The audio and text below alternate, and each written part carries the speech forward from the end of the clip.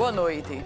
Governo do Estado e Prefeitura do Natal devem anunciar decretos com medidas mais restritivas de isolamento social.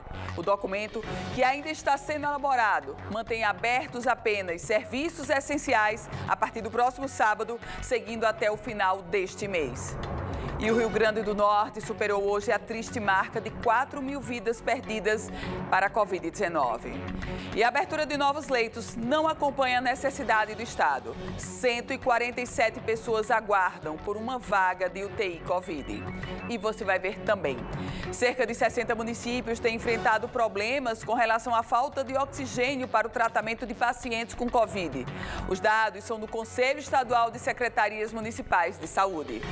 E eu vou conversar ao vivo, via Skype, com Rafael Saad, gerente de consultoria do Hospital Sírio-Libanês de São Paulo. Essas e outras notícias você confere a partir de agora no Band Cidade, que está no ar.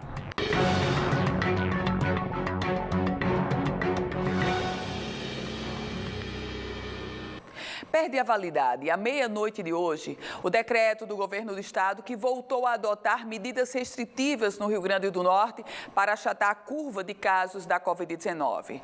Na tarde desta quarta-feira, o Comitê Científico do Estado recomendou que o governo adote medidas ainda mais restritivas para tentar controlar a pandemia do coronavírus. Dentre as recomendações está o fechamento de atividades não essenciais por 21 dias. Na recomendação, o comitê especifica as atividades essenciais que poderiam continuar funcionando mediante o cumprimento de protocolos de segurança sanitária. Ficaram de fora, por exemplo, bares, restaurantes e similares, assim como também os shoppings e escolas que devem funcionar segundo o documento. E é com base nesse parecer que o Executivo edita, neste instante, o novo decreto que terá validade a partir do próximo sábado. As informações, até o momento, que chegam para a redação do Band Cidade, apontam que apenas os serviços essenciais vão funcionar até o dia 31 de março. O documento deverá ser publicado na edição já do Diário Oficial do Estado de amanhã. E o prefeito da cidade de Natal, Álvaro Dias, informações extraoficiais dão conta que o decreto do Executivo da capital potiguar deverá seguir termos muito semelhantes ao decreto do Estado potiguar. Vai fechar praticamente tudo. Apenas os serviços essenciais. É claro que tem um contexto econômico muito forte em tudo isso. São shoppings, bares, restaurantes, varejo, as portas, o chamado comércio porta de rua. Tudo isso fecha a partir do próximo sábado e volta a reabrir no dia 31 de março.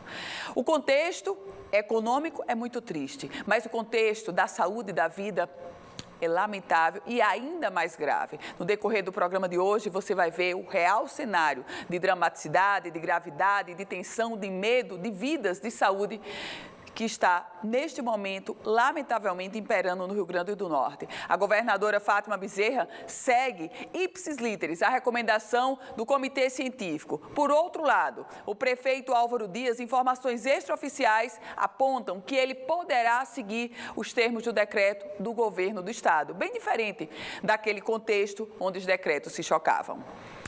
E o Rio Grande do Norte superou hoje a marca de 4.000 vidas perdidas para a Covid-19. Já são exatas 4.024 mortes causadas pela doença no estado, de acordo com os dados do Boletim Epidemiológico da Secretaria Estadual de Saúde.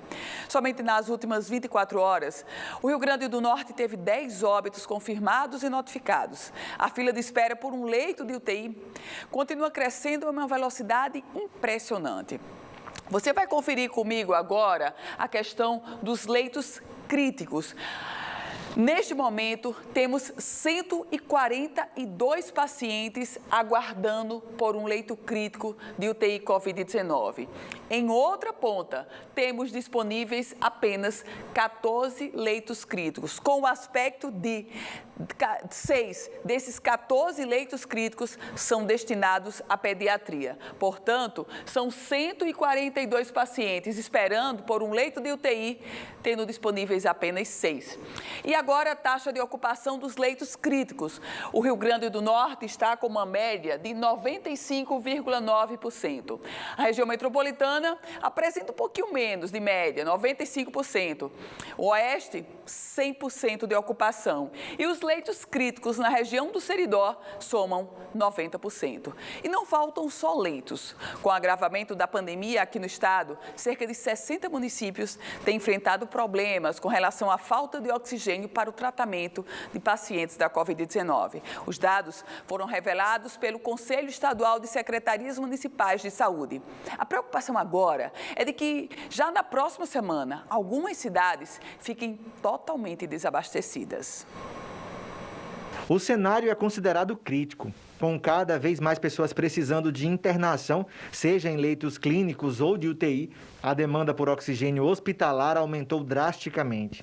De acordo com um levantamento feito pelo Conselho Estadual de Secretarias Municipais de Saúde, o COSENS, alguns municípios já têm apresentado falta na disponibilidade do produto, que é fundamental no tratamento de pacientes com a Covid-19. Temos várias situações críticas, como esse final de semana foi vivido. Nós tivemos o município de Guamaré, nós tivemos o município de Macaíba, nós tivemos o município de Boa Saúde, que também se encontra com dificuldade, tivemos Parelhas, nós temos 60 municípios nessa dificuldade.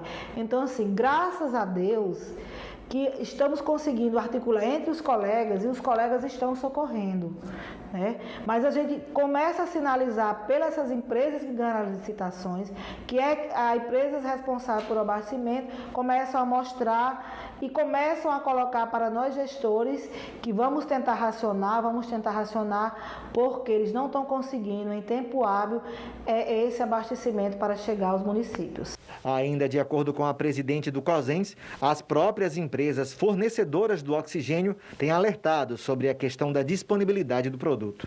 Diante do número que aumentou de procura de oxigênio, é que essas empresas começam a sinalizar dificuldade, porque a gente precisa fazer uma reflexão que nós estamos vivendo uma nova variante, com essa nova variante com um número muito maior de uso de oxigênio, e assim, é de responsabilidade nossa dos municípios e a gente dá conta. Todo município, por pequeno que seja, ele tem o seu cilindro, ele tem a sua sala de estabilização, ou ele tem sua enfermaria para estabilizar algum paciente nesse sentido. A partir de agora, o Conselho está buscando de todas as formas fazer uma logística certeira para evitar colapsos, como o vivido no estado do Amazonas ainda no começo do ano. Como o número de casos da Covid-19 aqui no estado não para de crescer e as hospitalizações acompanham essa trajetória, não há certeza, por enquanto, sobre a disponibilização total de oxigênio para todos os pacientes que nos próximos dias possam precisar do item. A certeza que eu tenho enquanto gestora municipal, enquanto presidente desse colegiado, é de tentar fazer um planejamento, é de sentar com o Estado, estamos fazendo isso. O Estado, graças a Deus, dentro das suas unidades hospitalares, está dizendo que tem abastecimento e que a empresa que a fornece tem condições de ter um aumento de 25% para atender essa necessidade. E é isso que a gente está fazendo. Vamos conferir agora a previsão do tempo para amanhã em parte da região Nordeste. As informações que chegam são da Somar Meteorologia. Olá, boa noite a todos. Nesta quinta-feira tem previsão de chuva espalhada por toda a região nordeste do país. É somente na Bahia que tem áreas de tempo mais firme. Já no Maranhão, Piauí e em áreas do Ceará, essa chuva vai ser muito volumosa nesta quinta-feira. Amanhã em São Luís, a mínima é de 24 e a máxima é de 28 graus, com previsão para pancadas de chuva. Na sexta-feira também chove, a máxima chega aos 29 graus. E o fim de semana também será de chuva na região, mas com menores volumes acumulados se comparados aos dias anteriores. Em Teresina, nesta quinta-feira, também tem previsão de chuva muito volumosa, na casa dos 30 milímetros, e a máxima chega aos 30 graus. Na sexta-feira, a mesma condição, muita atenção também para a chuva volumosa na região, e a máxima chega aos 30 graus. No sábado e no domingo, máxima de 31 graus e também vai seguir chovendo. Em Natal, nesta quinta-feira, pancadas de chuva isoladas, mínima de 24 e máxima de de 30 graus.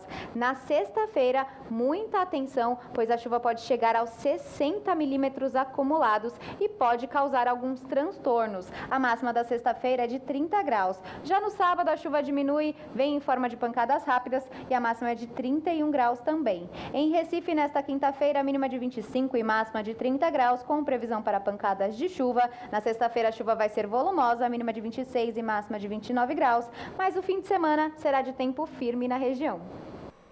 O Band Cidade vai agora para um rápido intervalo. A gente se encontra em 1 minuto.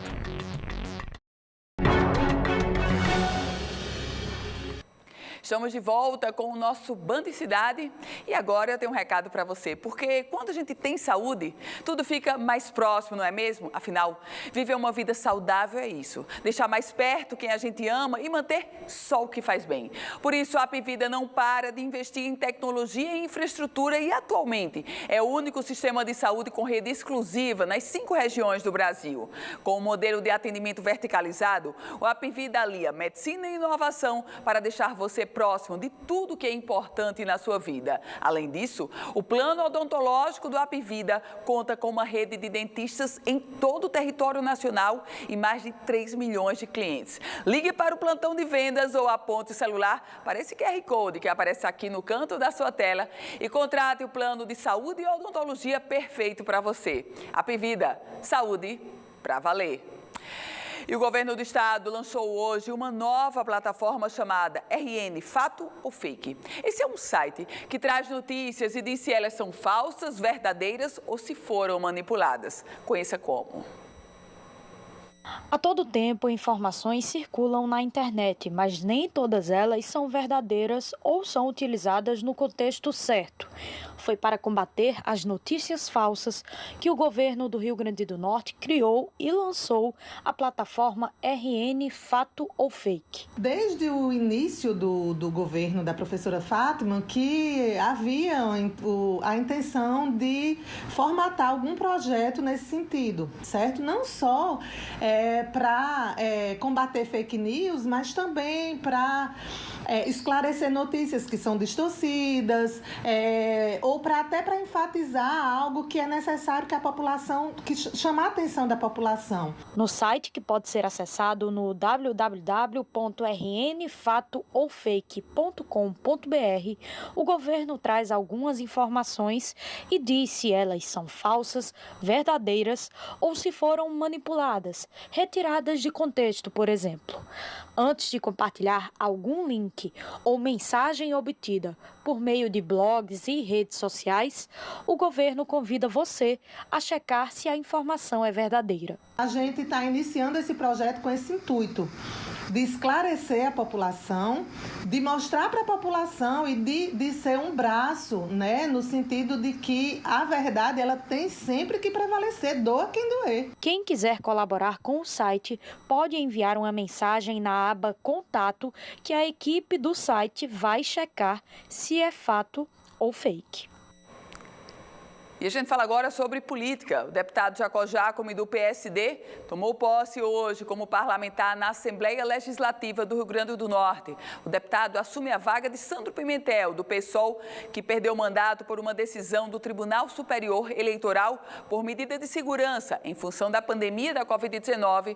A solenidade de posse de Jacó Jacome foi restrita com apenas a presença de familiares do novo parlamentar e essa solenidade foi realizada no próprio gabinete do presidente da Assembleia Legislativa, o deputado Ezequiel Ferreira. Esse é o segundo mandato do deputado Jacó Jacome, que atuou como parlamentar no período de 2015 a 2018.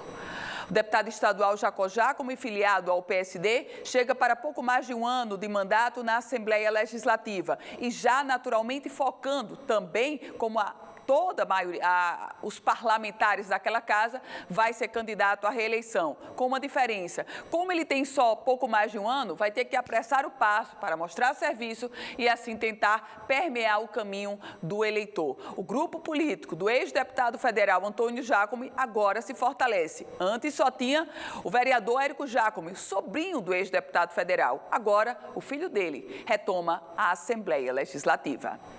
E chegou a hora de irmos a Brasília. Vamos conferir as notícias do dia no Congresso Nacional. Quem chega trazendo todas as informações para a gente é Napoleão de Castro. Cumprimentos a você e ao telespectador do Band Cidade na Band Natal. Quarta-feira de notícias, a equipe Band Natal voltando aqui da capital brasileira, Palácio do Planalto. O Congresso Nacional fará nesta quarta-feira uma sessão remota para votar 32 vetos do presidente da República à ação aprovada por parlamentares. Entre os temas estão na pauta o marco legal do saneamento básico, o pacote anticrime e os auxílios a mulheres provedoras de família monoparental, trabalhadores de saúde, agricultores familiares e também atletas. As sessões ocorrem na Câmara e também no Senado e de forma conjunta no Congresso Nacional. A importância de votação dos vetos presidenciais nesta quarta-feira dá-se por conta de desobstruir a pauta, já que na semana que vem terá que ser votado o orçamento da República. Em relação à bancada do nosso estado, com a mudança do ministro da Saúde, a senadora Zenaide Maia destaca que não adianta apenas mudar pessoas, precisa-se mudar comportamento, inclusive buscando saber de quem é a responsabilidade por mais de 270 mil mortos no país. Em março, completou um ano que a Organização Mundial de Saúde decretou a pandemia. Uma pergunta que não quer calar. Quem é responsável pelo adoecimento e a morte de mais de 270 mil brasileiros? É uma coisa que não quer calar. A gente tem que perguntar, quem é responsável? Tem responsável por isso, que é humano, gente. A gente sabe o porquê. Costumam dizer, a gente não está aqui para dar as mãos e unir, e não para punir. Mas, por exemplo, culpados. O grande problema é que os culpados continuam estão nos postos de comando. São essas as principais informações nesta quarta-feira de notícias do Palácio do Planalto. Napoleão de Castro para o Band Cidade na Band Natal. Em um dos momentos mais difíceis da nossa história, a fome avança e milhões de pessoas pelo país precisam da ajuda agora para ter o que comer. A Band se mobilizou e você também pode ajudar numa campanha nacional de doação de alimentos. Vamos todos! Atualmente, cerca de 27 milhões de brasileiros estão numa situação de pobreza extrema, o equivalente à população inteira da Austrália. São pessoas que vivem hoje com menos de R$ 246 por mês. De acordo com um estudo da FGV, com base em dados do IBGE, o auxílio emergencial ajudou a reduzir a miséria temporariamente. A pobreza teve uma trajetória em forma de V durante a pandemia. Ela teve uma queda espetacular e um aumento igualmente espetacular. Diante da gravidade da situação, o Grupo Bandeirantes de Comunicação decidiu lançar uma campanha nacional de doações. Band contra a fome. Abrace esta ideia. O propósito é fazer uma ponte entre pessoas que querem doar, entidades assistenciais e as famílias que mais precisam de ajuda. As doações serão arrecadadas por entidades parceiras, como a ONG Gerando Falcões. Posicionando a câmera do celular nesse QR Code que está na tela, você é encaminhado para a página de doações. Todo mundo está cansado dessa crise, mas a gente tem que falar e interpretar o que está acontecendo nas favelas. É uma economia frágil. Hoje, quem está conseguindo comer é porque divide a comida com a tia, com a irmã, porque a economia da favela é muito solidária. A CUFA, Central Única das Favelas, também faz parte da campanha. Está de março a março com essas pessoas dependendo de auxílio emergencial, sem trabalho, e a gente está hoje num PIB de guerra. Então, eu acho que esse momento, essa campanha Band Abraço vem no momento certo e a gente fica muito feliz de saber que vocês estão envolvidos nisso. No próximo bloco, você confere uma entrevista ao vivo com Rafael Saad, gerente de consultoria do Hospital Sírio-Libanês de São Paulo. Em um minuto, a gente está de volta.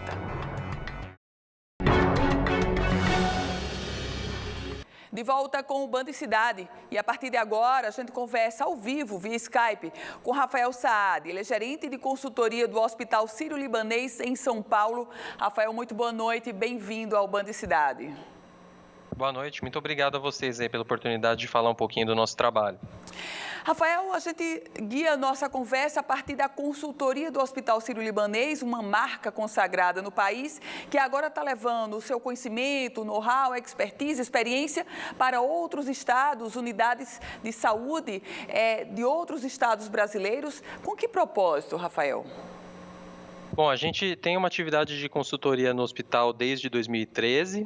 Ela inicia com uma atuação muito forte junto ao setor público, né, levando um pouco das experiências que a gente tem tanto na gestão privada de hospitais aqui em São Paulo, como também na gestão de alguns hospitais públicos que a gente opera a gestão aqui em São Paulo como organização social, né, através do nosso Instituto de Responsabilidade Social. Então, a gente começa levando um pouco dessa experiência para diferentes hospitais, inicialmente para apoiar a Empresa Brasileira de Serviços Hospitalares, que é responsável pela gestão dos hospitais universitários aqui no Brasil, e depois a gente começa a prosperar isso para outros nichos, né? Então, a gente depois tem uma atuação bastante importante junto aos hospitais da Fiocruz, algumas outras prefeituras e governos estaduais, mas também no âmbito privado, né, com assessoria para alguns hospitais privados que estão pensando em planos de expansão, em projetos de melhoria de processos, planejamento estratégico.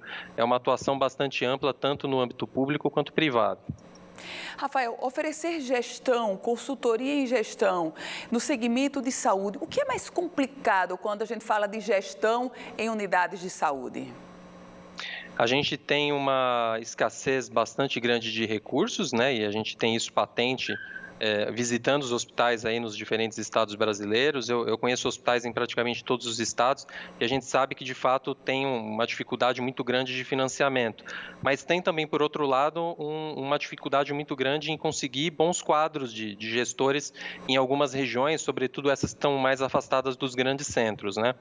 A formação para gestores na área da saúde é bastante incipiente. A gente tem poucos lugares no Brasil que oferecem esse tipo de formação e muitas pessoas acabam trabalhando da forma como aprenderam ali, né? Quando elas saem da faculdade, têm uma experiência de residência, de estágio em algum hospital que eventualmente não é tão forte na parte da gestão, ela aprende aquelas habilidades e ela tenta trabalhar da forma que é possível fazer, né?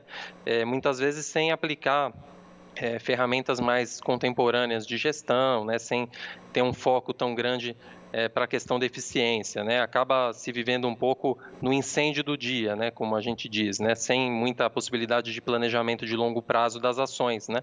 O gestor que está ali, ele fica tentando garantir que a operação fique de pé, né? Ele tem dificuldade em conseguir expandir atendimento, conseguir levar essa atenção para outras regiões ali do município, do estado onde ele atua, conseguir fazer um acesso maior a esses serviços de saúde com maior qualidade, né? Ele tem que garantir a sobrevivência da unidade em primeiro lugar e essas questões que são mais estratégicas e de longo prazo acabam ficando um pouquinho de lado, né? Então, a gente tem tentado levar isso, seja na forma de consultoria mesmo, né, de estar próximo desses gestores, né, de conseguir imprimir alguns movimentos de mudança, de melhoria da gestão, mas também por meio de alguns programas de capacitação, de cursos de especialização, de cursos de curta duração, que ajudam a aprimorar um pouco dessas habilidades aí dos gestores na área da saúde.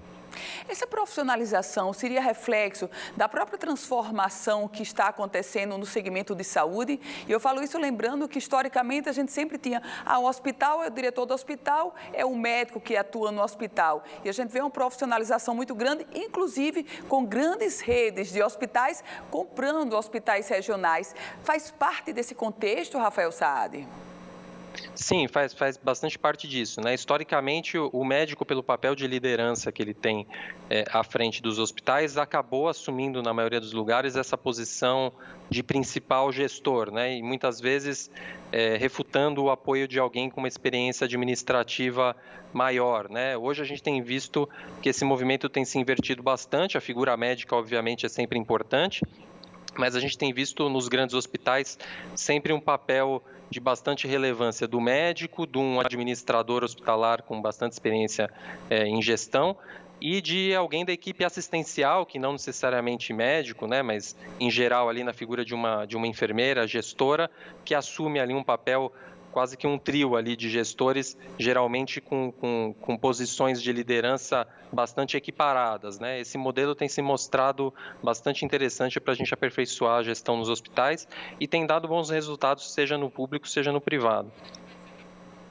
Rafael Saad, dentro desse contexto, como é que se insere a pandemia da Covid-19 com uma maior exigência para o gestor? A gente sempre teve tradicionalmente como clientes nossos hospitais, prefeituras, governos estaduais, né, sempre na figura das secretarias e alguns sistemas de saúde, né? E do ano passado para cá, quando começa a pandemia, a gente começou a ter uma demanda bastante grande de empresas de outros setores com as quais a gente não tinha um relacionamento de prestação de serviço de consultoria e que sentiam muita falta de orientação, de como trabalhar a gestão ao redor desse caos aí que foi se construindo por conta da pandemia, né? Então a gente começou também uma frente de atuação para empresas de diferentes ramos, né? Redes de hotéis, indústria, comércio, prestadores de serviço de diferentes naturezas, mineradoras, escolas. A gente tem um rol bastante grande de clientes nessa frente, para os quais a gente oferece um apoio para a tomada de decisão, né? Da gente colocar gestores próximos ali desses gestores que não têm conhecimento da área da saúde. A gente coloca equipes nossas ali bastante próximas e que ajudam a tomar a decisão de retornada de atividades Rafael Saad, presenciais. Eu vou pedir desculpas ao senhor, mas claro, na verdade a gente está em cima do Jornal da Band e agradeço muito a sua atenção e essa entrevista aqui direto de São Paulo para o Band Cidade. Muito obrigada e boa noite. Obrigado, fico à disposição. Até mais. Obrigada. E antes da gente encerrar o programa, uma última informação. A governadora do estado do Rio Grande do Norte confirmou o teor do novo decreto. Aumenta as restrições de isolamento, fecha comércio não essencial. As medidas estarão válidas a partir do próximo sábado ao dia 3 de abril, do próximo sábado ao dia 3 de abril. Você fica agora com o Band Cidade. A gente volta a se encontrar amanhã às 18h50. Uma ótima noite e continue agora com o Jornal da Band, claro.